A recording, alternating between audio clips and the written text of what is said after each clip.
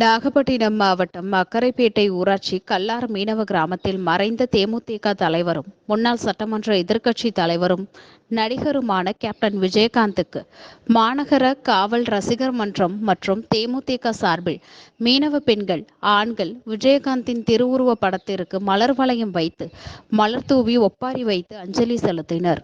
மேலும் நாகப்பட்டினம் மாவட்டத்தில் சுனாமி ஏற்பட்ட போது முதல் நபராக உடனடியாக பாதிக்கப்பட்ட மீனவ கிராமங்கள் மற்றும் மருத்துவமனைக்கு வந்து ஆறுதல் கூறியதாகவும், மேலும் தங்களது குடும்பத்தில் ஒரு நபரை இழந்ததாகவும் கண்ணீருடன் தெரிவிக்கின்றனர். மேலும் மீனவர்களுக்கு பாதுகாவலராக விளங்கியதாக நெகிழ்ச்சியுடன் தெரிவித்தனர்.